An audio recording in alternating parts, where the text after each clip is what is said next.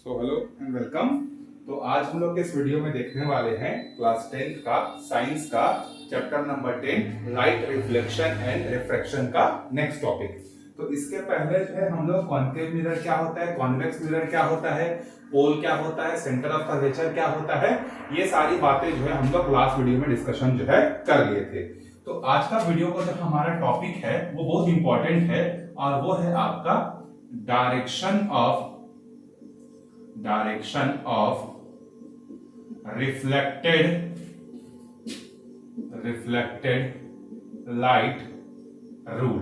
ठीक है, हमारा टॉपिक क्या है, direction of reflected light rules. मतलब अब हम लोग क्या कर रहे हैं, धीरे धीरे जो है इमेज फॉर्मेशन की तरफ जो है बढ़ रहे हैं। ठीक है, कि कॉन्केव मिरर में अलग अलग पोजीशन पर, कॉन्वेक्स मिरर पर अलग अलग पोजीशन पर जब ऑब्जेक्ट रखा होता है तो उसका इमेज कहां पर बनता है, इस तरीके के चीजों की ओर जो है हम लोग बढ़ रहे हैं। तो हम लोग यहाँ पर इस रिफ्लेक्टेड लाइट रूल्स में 3-4 रूल्स पढ़ेंगे, जिस रूल को अगर आप अच्छे से अगर समझ जाते हैं तो आपको एग्जाम में कहीं से भी एक क्वेश्चन उठा कर दे कि एक कॉन्केव मिरर के फोकस पर या सेंटर ऑफ कर्वेचर पर या इंफिनिटी पर या centre of curvature and focus के बीच में एक ऑब्जेक्ट रखा हुआ है, बताओ इसका इमेज कहां पर बनेगा, कैसा बनेगा, सीधा बनेगा, उल्टा बनेगा, छोटा बनेगा, बड़ा बनेगा, रियल होगा, वर्चुअल होगा। कोई भी क्वेश्चन अगर आपको पूछेगा तो आप बड़े आराम से जो है उसको बता सकते हैं। ठीक है, सो पहला रूल हम लोग देखते हैं, raise coming parallel to principal axis after reflection it passes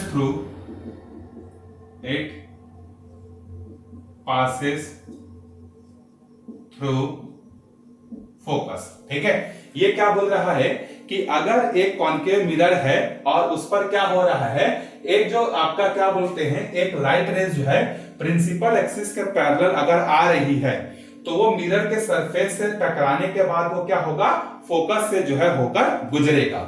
मतलब इसका ये है कि सपोज ये हमारे पास एक कॉन्केव मिरर है, ये हमारा प्रिंसिपल एक्सिस है और ये हमारा पोल है। ठीक है, एक लाइट रे जो क्या हो रहा है प्रिंसिपल एक्सिस के पैरेलल इस तरीके से या तो नीचे से या तो ऊपर से कहीं से भी आ सकता है।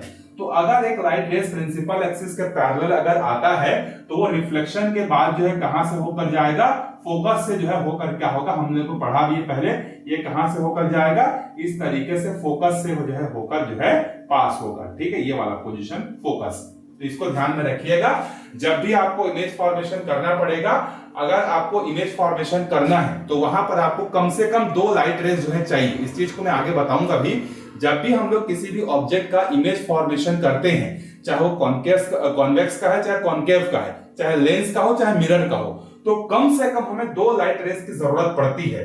तो आपका एक लाइट रेज जब आपको गुजारना होगा प्रिंसिपल एक्सिस के पैरेलल, तो याद रखिए वो रिफ्लेक्शन के बाद कहां से होकर गुजरेगा, फोकस से जो है होकर हमेशा पास होगा। इस बात को आपको ध्यान रखना है, चाहे लाइट रे प्रिंसिपल एक्सिस के ऊपर पैरेलल आए या प्रिंसिपल एक्सिस के नीचे पैरेलल आए, वहां से जो है गुजरेगा।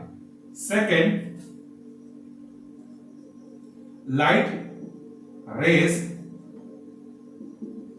coming at focus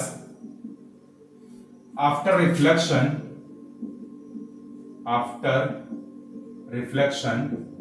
it becomes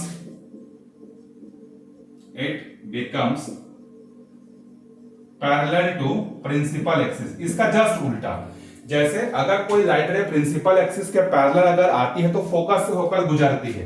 इसका सेकेंड रूल या अपोजिट रूल क्या है कि अगर कोई लाइट रे फोकस से होकर आ रही है इस तरीके से, तो ये रिफ्लेक्शन होने के बाद क्या होगा, प्रिंसिपल एक्सिस के पैरेलल हो जाएगा इस तरीके से। या नीचे से अगर एक लाइट रे ऐसा आ रही है तो रिफ्लेक्शन के बाद ये क्या हो जाएगा, प्रिंसिपल एक्सिस के जो है पैरेलल जो है हो जाएगा। दोनों एक ही बात है, अगर पैरेलल आएगा तो फोकस से जाएगा, फोकस से अगर आ रहा है तो प्रिंसिपल एक्सिस के पैरेलल हो जाएगा। इस चीज को आपको ध्यान में जो है रखना है। ठीक है, ये दोनों रूल जो है आपको काफी ज्यादा हेल्प करेंगे। तीसरा और इंपॉर्टेंट रूल है हमारे पास कि अगर लाइट रेस coming through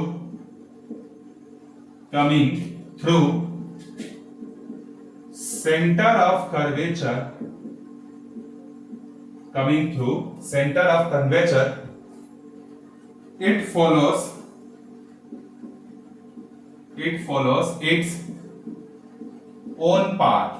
अब इसका मतलब क्या है कि अगर मान लो हमारे पास ये कॉन्केव मिरर है, ये प्रिंसिपल एक्सिस है, ये फोकस है और ये हमारा सेंटर ऑफ कर्वेचर है, तो अगर कोई लाइट रेस जो कि सेंटर ऑफ कर्वेचर से होकर आ रही है तो वो रिफ्लेक्शन के बाद क्या होगा, अपने उसी डायरेक्शन में जो है क्या होगा, वापस चले जाएगा।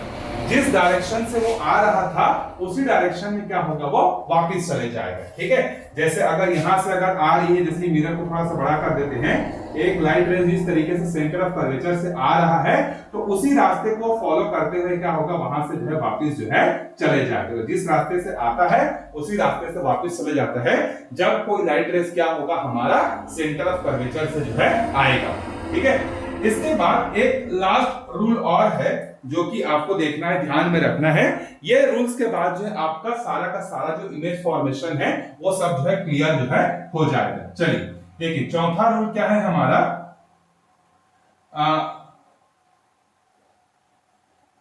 For any race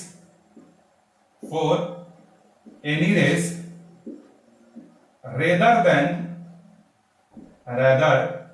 than above 3, ये जो ऊपर के जो 3 लाइट रेस, एक प्रिंसिपल एक्सिस के पैरेलल, एक फोकस पर और एक सेंटर ऑफ कर्वेचर, इसके अलावा कोई भी लाइट रेस जो अगर आती है कहीं पर भी, ठीक है, so for any rays rather than above 3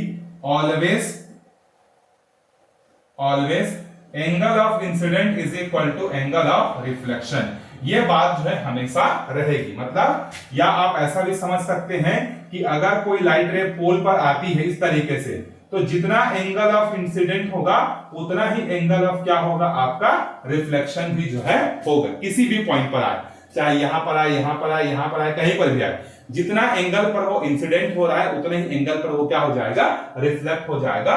तो अगर ये 4 रूल अगर आपको अच्छे से अगर समझ में आ जाते हैं तो आप क्या कर सकते हो, इमेज फॉर्मेशन बड़े आराम से कर सकते हो। कोई भी कंडीशन हो, आपको रटने की जरूरत नहीं पड़ेगी, इतना गारंटी मैं देता हूं। चलिए एक बार और रिवाइज कर लेते हैं, ठीक है। फिर नेक्स्ट वीडियो में जो है हम लोग अलग अलग कंडीशंस पर जो है क्या करेंगे, इमेज का फॉर्मेशन करना सीखेंगे। तो पहला रूल हमने क्या पढ़ा कि अगर कोई लाइट रेस प्रिंसिपल एक्सिस के पैरेलल अगर आती है तो रिफ्लेक्शन के बाद वो क्या होती है, फोकस को जो है वो फोकस से होते हुए चली जाती है, पहला। और उसका डायग्राम ये है, पहला डायग्राम, ठीक है। दूसरा क्या बोला हमने कि अगर कोई लाइट रेस फोकस से आती है तो वो रिफ्लेक्शन के बाद क्या हो जाता है, प्रिंसिपल एक्सिस के पैरेलल हो जाएगा। तीसरा हमने पढ़ा कि अगर कोई लाइट रेस जो है सेंटर ऑफ कर्वेचर के थ्रू आता है तो वो क्या करता है, जिस रास्ते से आता है उसी रास्ते से क्या होता है, वो वापस चले जाता है। ये 3 रूल हो गए। और चौथा रूल हमारा क्या है, इन तीनों रेस के अलावा जो हमने अभी पढ़ा उसके अलावा कोई भी दूसरा रेस होगा वो क्या करेगा, angle of incidence is equal to angle of reflection या एंगल ऑफ रिफ्लेक्टेड रेस, जो हमने लॉज ऑफ रिफ्लेक्शन में पढ़ा था, उस रूल के बेसिस पर जो है उसका रिफ्लेक्शन जो है होगा। तो ये चारों बातें आप अच्छे से ध्यान में रखिएगा। ये चारों बातें अगर आपको क्लियर होगी तो आप इमेज का फॉर्मेशन बड़े आराम से जो है कर सकते हैं। तो इमेज फॉर्मेशन हम लोग अलग अलग कंडीशन पे एक ही वीडियो में जो है नेक्स्ट वीडियो में हम लोग करेंगे, वहां पर सबका मैं आपको डायग्राम बना के बताऊंगा, ठीक है। चलिए मिलते हैं नेक्स्ट वीडियो में, तब तक के लिए बाय बाय।